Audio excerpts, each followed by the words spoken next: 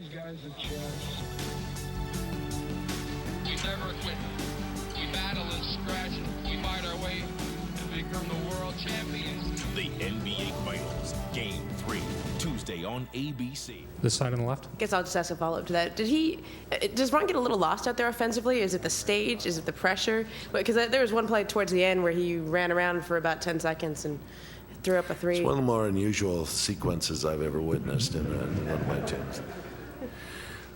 He's just trying to redeem himself. He's just trying to get himself involved in the game and, trying to redeem himself for the bad pass earlier in the sequence.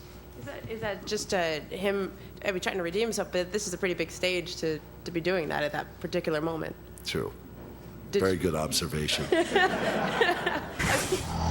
The wry sense of humor of Phil Jackson.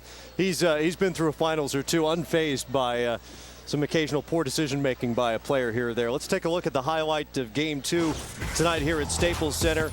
Ray Allen, this is not unusual for him, but about 3 hours before game time, he was out there knocking down free throws and perfecting that stroke even more.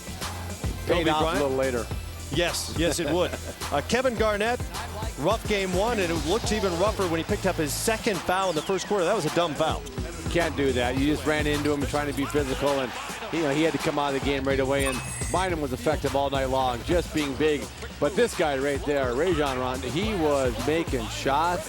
That high floater, he was good the whole night. Well, he was a little different tonight when he got into the lane. He got a shot block several times in Game 1. He was able to either hit shots like that floater or find open shooters in this one. Yeah, he went in determined. The other night it looked like he went in kind of lackadaisical, just thinking he could finish. He went in today as he steals Akeem Olajuwon's move right there, copyright infringement. The okie doke. Exactly, but as he takes that move, but he went in with the purpose today. You know what, we're going to get our lawyers on that right away. Exactly. And Ray Allen was out of his gourd in this game, and the Lakers at times left him open. Well, that was a 3-on-1 break that they completely butchered, and they got a three-pointer out of it by Ray Allen. So things are looking good for the Celtics then. But you can't leave him. You run down to double-team Kendrick Perkins. You can't do that. And here's just the play where he gets the separation. Again, Kobe goes over the top, and he fades to the corner, and Ray was on autopilot. When you're on a that great first shooter, half. it's hard to find out how to check you in here. As we see, he's sending Kobe left. He's sending Kobe left, and Kobe gets the offensive foul. Left side of the block, they sent him baseline. Right side of the block,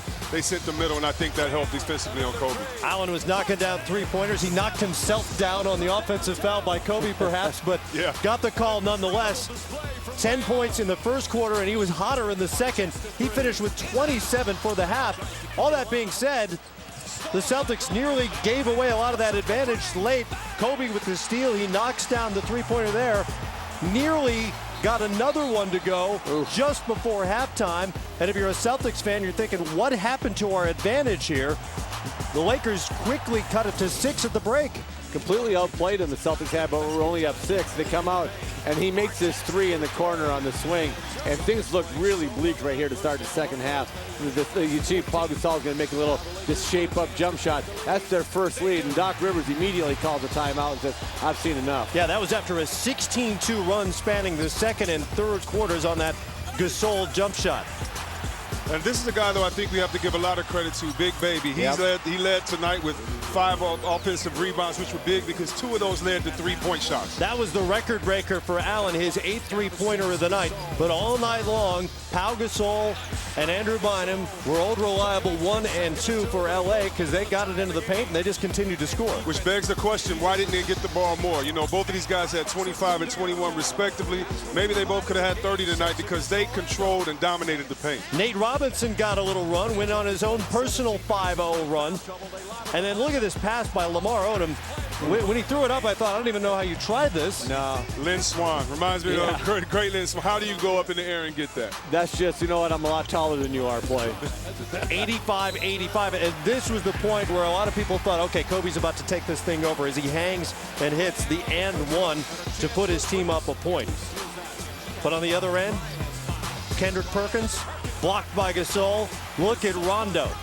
And that's that pass I'm talking about. Kendrick Perkins can't make that pass to KG, unfortunately, when he's inside. But KG can make that pass. Even though he gets it blocked, they get the offensive rebound and score. This was a key moment, and just inside 2 minutes so they can review it. If it happened 2 seconds earlier, there's no review on this. Ball goes out of bounds. Initially, they called it Boston's ball.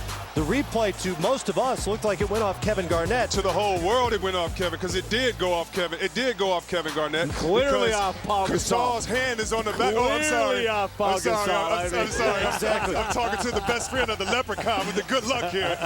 Evidently, the officials did not agree with the world because they gave Boston the ball, and that was the result. Rondo knocked down that jumper on the end of that possession. A huge moment in the game as the Celtics go on an 11-0 run and finish it on a 16-4 run and win it 103-94.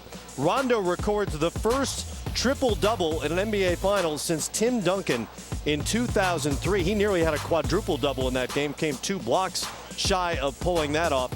Rondo was spectacular down the stretch, and his Celtics are tied up at 1 apiece, and as they like to say, they've done their job with the split here in LA.